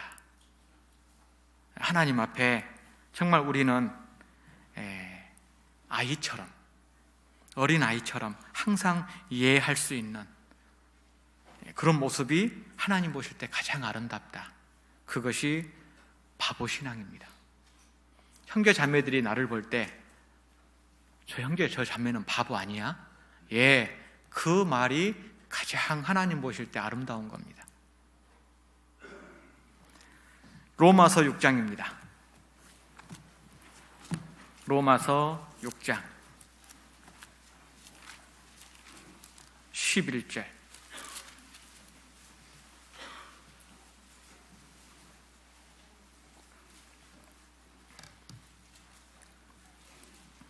로마서 6장 11절 같이 읽겠습니다. 이와 같이 너희도 너희 자신을 죄에 대하여는 죽은 자요 그리스도 예수 안에서 하나님을 대하여는 산 자로 여길지어다. 오늘 갈라디아서 2장 20절 암송하셨죠. 이제 내가 사는 것은 나를 사랑하사 나를 위하여 자기 몸을 드린 예수 그리스도를 믿는 믿음 안에서 사는 것이다. 그 갈라디아서 2장 20절 말씀을 연결해서 짝으로 찾는다면 로마서 6장 11절입니다. 이와 같이 너희도 너희 자신을 죄에 대하여는 죽은 자요 그리스도 예수 안에서 하나님을 대하여는 산 자로 여길지어다. 살고 죽어야 됩니다. 바로 이게 무슨 신앙이냐면 청지기 신앙이죠. 청지기는 이제 하나님의 사랑을 깨닫고 나니까 내 것이 아무것도 없었어요. 하나님이 만든 세상에서 하나님이 주신 걸 먹고 살고, 하나님이 주신 걸 누리고 삽니다. 내 가족도 하나님이 짝으로 묶어준 가족이고, 교회 안에도 보니까 내가 원한 형제 자매들이 아니고 하나님이 불러주신 형제 자매들, 내가 가진 직장, 내가 가지고 있는 사업, 내가 가지고 있는 재물, 내가 가지고 있는 재능, 이 모든 것들이 다 하나님께서 우리에게 달란트로 주신 거예요. 달란트로. 사람마다. 그것이 하나님 것이구나 다. 그래서 내가 이제 그전에는 나를 위해서 그것을 썼지만 이제는 내 모든 것을 하나님을 향하여는 산자로 여길지어다. 하나님과 교회와 복음을 위해서 쓰임을 받아야 되겠구나. 그것이 청지기입니다. 그래서 그 하나님께서 주신 걸 가지고 하나님 것을 어떻게 사용했느냐에 따라서 하나님께서 천국에서 정확하게 계산을 해 주실 겁니다. 정확하게. 그것이 청지기입니다. 누가복음 16장에 보면은요, 그 청지기가 나오죠. 불의한 청지기.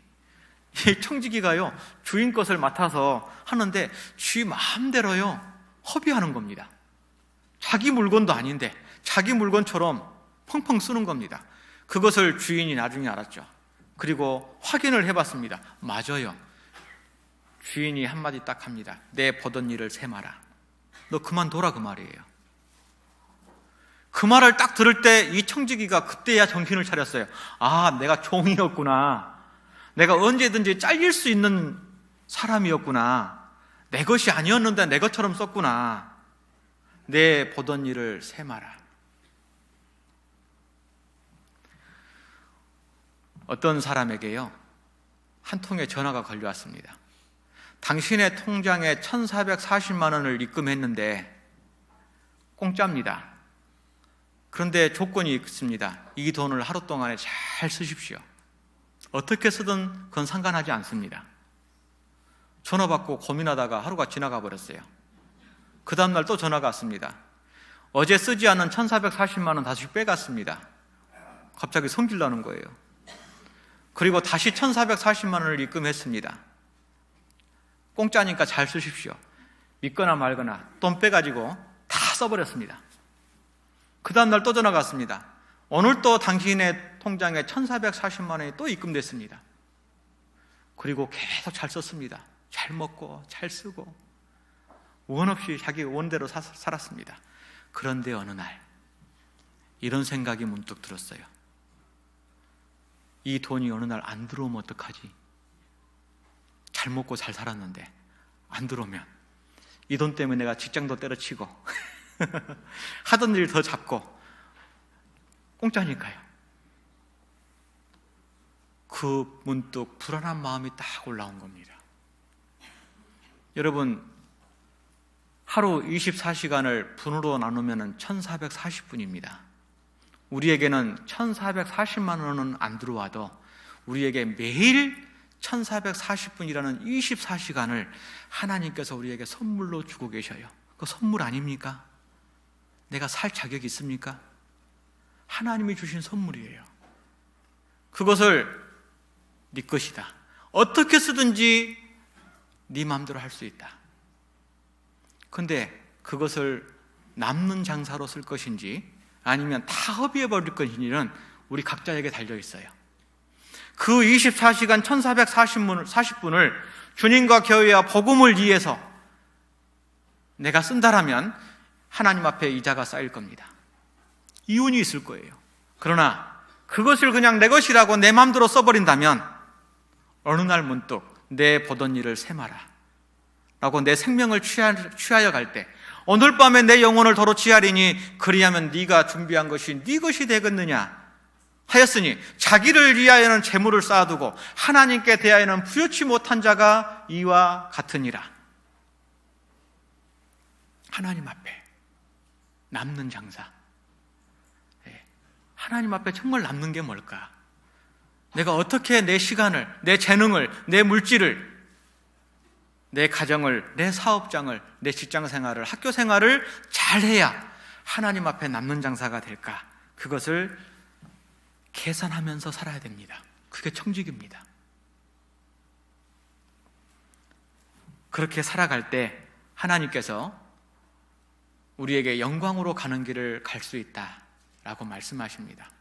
그래서 하나님께서 나를 왜 구원해 주셨는지, 그리고 왜 교회 가운데 두셨는지, 그리고 왜 말씀에 예수님께서 순종의 본을 보여주셨는지, 그리고 믿음의 사람들이 왜 바보처럼 살았는지, 그들이 왜 하나님 앞에서 나를 위하여 의의 면류관이 예비되었다라고 당당하게 성경을 통해서 고백할 수 있었는지, 우리가 그 삶의 비결을 배워서 우리도 영광으로 가는 길을 걸어가는 우리 여숫교회 형제 자매님들이 되었으면 좋겠습니다. 기도하시겠습니다. 우리를 사랑하시는 주님 감사합니다. 우리를 구원해 주시고 주님의 몸된 교회 안에서 여러 가지 모양과 모습으로 우리의 신앙의 걸음을 인도해 가시고 또 은혜에 보답하는 삶을 살 수 있도록 때마다 시마다 영육간에 필요한 일용할 양식으로 늘 함께하여 주신 것을 감사를 드립니다. 주님 오실 날 너무나 가까운 이때에 우리가 주님 앞에 섰을 때 책망받을 것이 없이 정말 사도 바울의 간증처럼 의의 면류관이 나를 위하여 예비되었다라고 우리가 확인하고 또 증명할 수 있는 삶의 모습을 살기를 원합니다. 이를 위해서 영광으로 가는 길을 위해서 함께 여러 가지를 배웠습니다. 우리의 마음속에 올 한 해 깊이 새기고 우리의 신앙의 걸음을 한 발자국 한 발자국 뛸 때마다 주님과 늘 함께 계심을 믿고 주님의 뜻대로 살기를 원하며 주님의 인도하심을 따라 우리가 순종하며 걸어갈 수 있도록 도와주시옵소서. 우리 여숫교회 형제 자매님들 가정마다 또 손으로 하는 일마다 모든 기도의 소원의 제목마다 우리 아버지 하나님께서 응답해 주시고 축복해 주시고 함께하여 주시어서 우리 가정마다 우리 구역마다 교회가 더욱 주님의 말씀 위에 든든히 세워져서 올 한 해 하나님의 축복과 은혜와 사랑이 가득하는 우리 여숫교회가 될 수 있도록 도와주시옵소서. 언제나 우리를 사랑하시는 예수님 이름으로 기도합니다. 아멘. 마치는 찬송 341장입니다. 찬송가 341장입니다.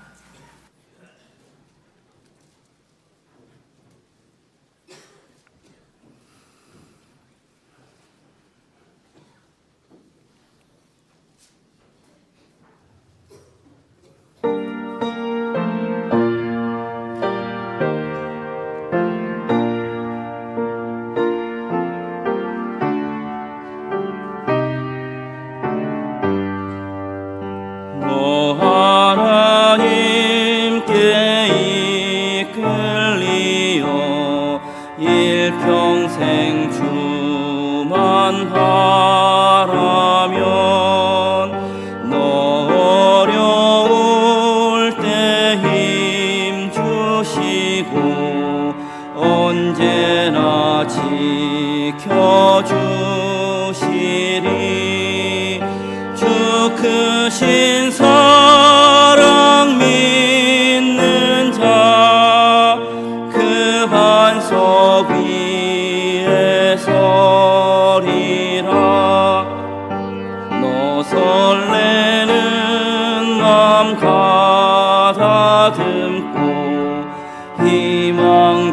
기다리면서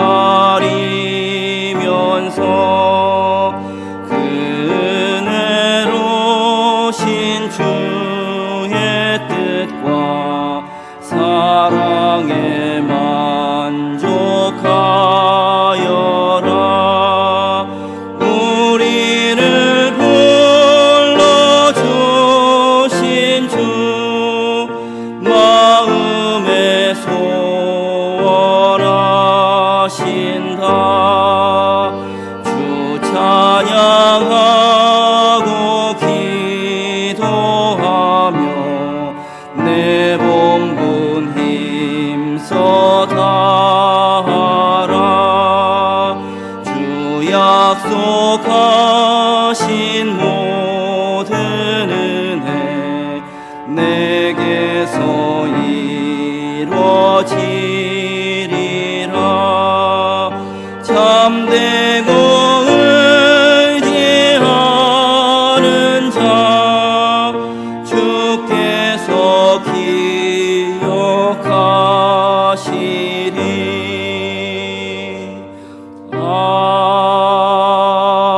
아멘. 예, 교회 앞에 광고해 주시겠습니다.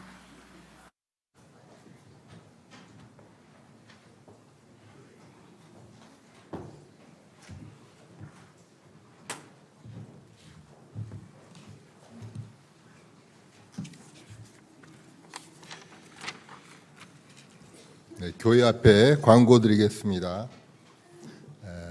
우리 여숫교회 전도집회 안내입니다. 2020년 2월 10일부터 16일까지 김용선 목사님께서 인도를 하십니다. 2월 대전도집회가 D-22일입니다. 구역별로 새참자 명단을 작성을 하셔서 합심 기도해 주시고 확답자는 구역 조장님께서 사무실로 알려주시기 바랍니다. 전국 대학생 겨울 수련회입니다. 금일부터 21일 화요일까지 갈릴리 수양관에서 있습니다. 우리 교회당에서는 오후 1시 30분에 출발할 계획입니다. 구역별 교구별 모임입니다. 1월 19일 주일 오늘 오후 2시에 있습니다. 1교구는 소강당, 2교구는 은장회실, 3교구는 초등부실, 4교구는 대강당, 5교구는 찬양대실에서 있습니다. 봉사의 임원 모임 안내입니다. 1월 19일 오늘 오후 4시에 2층 회의실에서 있습니다. 조모임 안내입니다. 1월 21일 화요일 장소는 아래 확인해 주시기 바랍니다. 26일 주일날 교회 학교 운영은 명절 관계로 교회 학교는 쉽니다. 구역대항 성경 퀴즈 안내입니다. 3월 20일 금요일 오후 7시 30분에 출제 범위는 사무엘 상하 그리고 고린도전서 그리고 후서입니다. 연말 정산 기부금 납입증명서 발급 안내입니다. 사무실에 오셔서 신청서를 작성하여 주시고 비치된 함에 넣어주시면 되겠습니다. 그리고 저희 그 담임 목사님은 창원 중북교회 전도 집회를 인도하시고 오늘 돌아오실 겁니다. 그리고 교회 소식 외에 안내해드리겠습니다. 가족 사진 촬영 안 하신 가족분들은 대강당 포토전에 가셔서 사진 촬영해 주시면 되겠습니다. 그리고 성도 근황입니다. 21구역의 이승주 형제님이 결석으로 여수 전남병원에 현재 입원 중입니다. 이를 위해서 기도해 주시기 바랍니다. 그리고 우리 여수교회에서 교제하던 김재전 형제님께서 녹동교회로 직장 관계로 해서 교제 장소가 바뀝니다. 이를 위해서 교회 앞에 인사를 드리겠습니다. 김재전 형제님.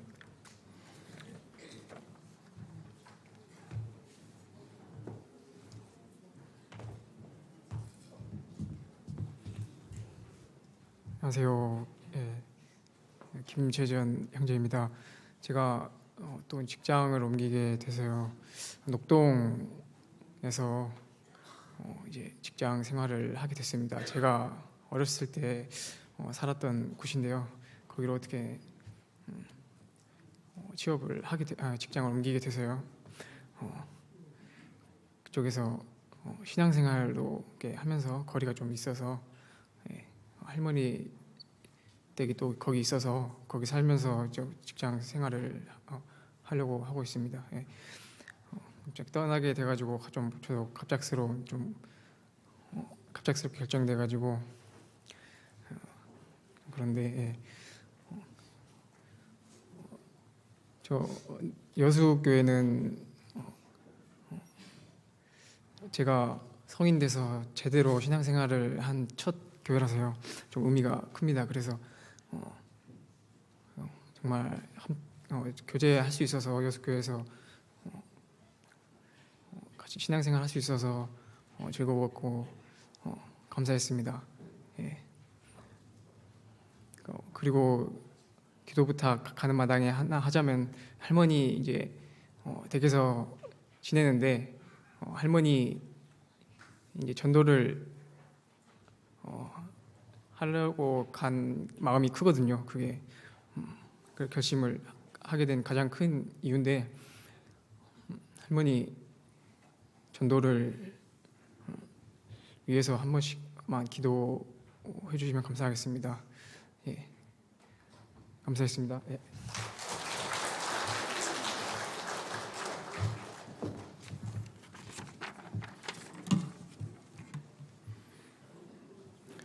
이창현 형제님 나오셨죠? 네.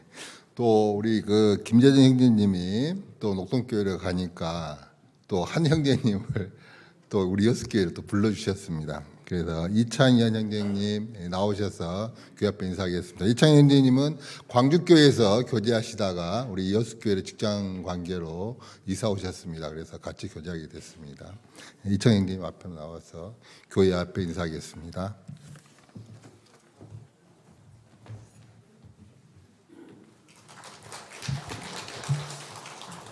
안녕하세요. 99년 7월 27일 구원받은 이창현입니다.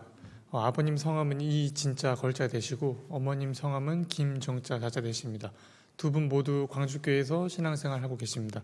저도 미리 인사라고 말씀을 해주셨더라면 정장이라도 입고 왔을 텐데 이 앞형제는 정장 입고 오고 저는 너무 편한 복장이라 좀 죄송하다 생각이 됩니다. 저는 90년 11월 15일 서울에서 제 의지와 상관없이 태어났습니다. 그리고 96년도 7살 때 또 제 의지와 상관없이 춘천으로 갑니다. 그래서 그곳에서 구원을 받고 또 2003년도 제가 중학교 1학년 때 제 의지와 상관없이 광주교회로 왔고 또 광주교회에서 2019년까지 신앙생활 하다가 2020년 또 제 의지와 상관없이 성령 따라서 여수교회로 왔습니다.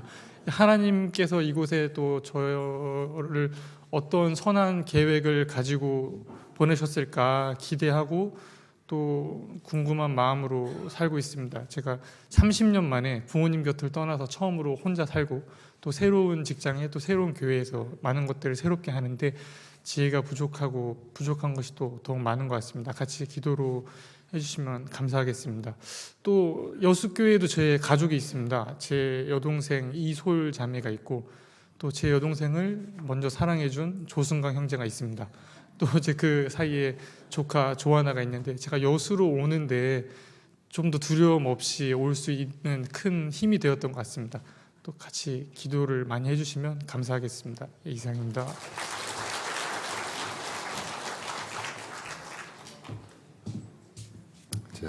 두 분 형제님들 신앙생활 잘할 수 있도록 기도 부탁합니다. 네. 이상으로 소식을 모두 마치겠습니다. 맛있게 식사하시기 바랍니다.